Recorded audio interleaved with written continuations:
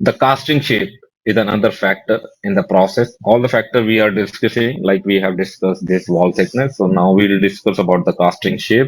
The casting shape is another factor in this process design for a part.